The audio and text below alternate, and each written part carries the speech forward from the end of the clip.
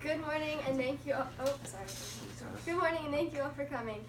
It is time for a change in our government. We need someone who will advocate for the people and listen to our wants. And I know our next speaker is just the man for the job. It is my honor to introduce the next representative for the 5th District of Connecticut, Berkeley Thames.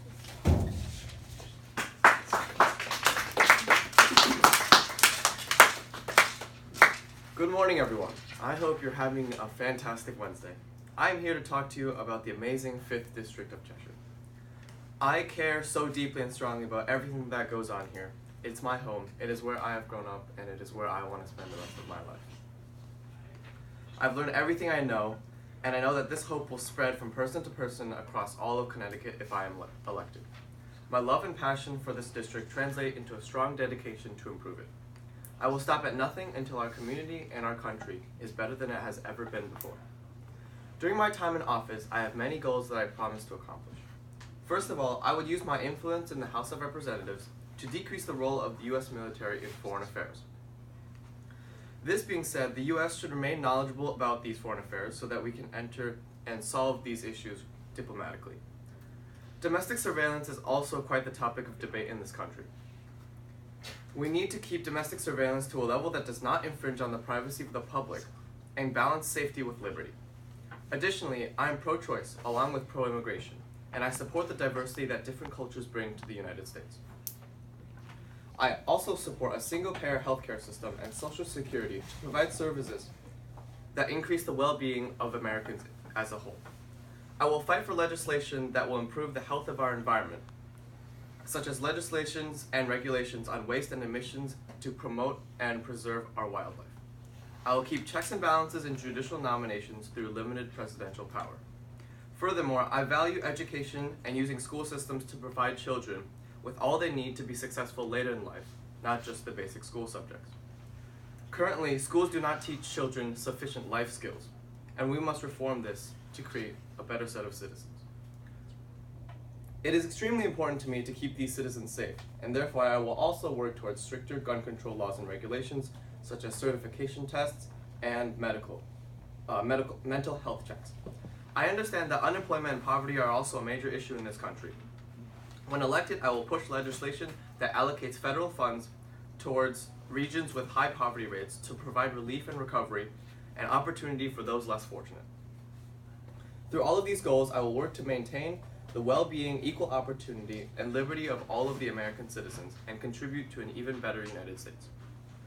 I want to conclude my speech today by saying that this race is not about tearing other people down.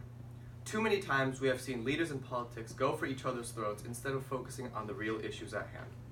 As I stand in front of you today, I want it to be made clear that I have an enormous amount of respect for each of the candidates running in this race. But I speak for myself when I say that this cannot become a mudslinging race. We need to focus on what is truly important in this district, and that is positive change. We need to put more of our time and attention towards the issues, not just the petty discrepancies between candidates. I promise you today that I will be running a campaign focused solely on the current issues of the great 5th District of Connecticut. I will fight for the best interest of my neighbors and my home and everyone everywhere else. I will stand for truth, justice, and fairness, and I will not tolerate deceit. I will put every fiber of my being into the bettering of our district and our state. I have no interest in personal gain. My one and only interest is to serve my people and to create the best possible country for them. To accomplish this, we must hold true the values of liberty, equality, and opportunity, and you must join me in the fight to make equality and mold our evolution. Thank you.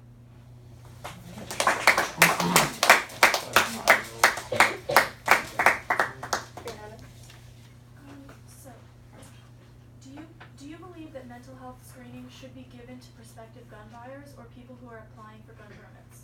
Definitely, by far. These safety precautions with mental health screening should be applied to both.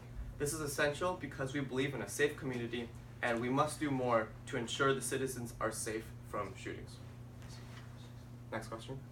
You have stated in your platform that America should not turn its back on refugees and others from poverty-stricken countries.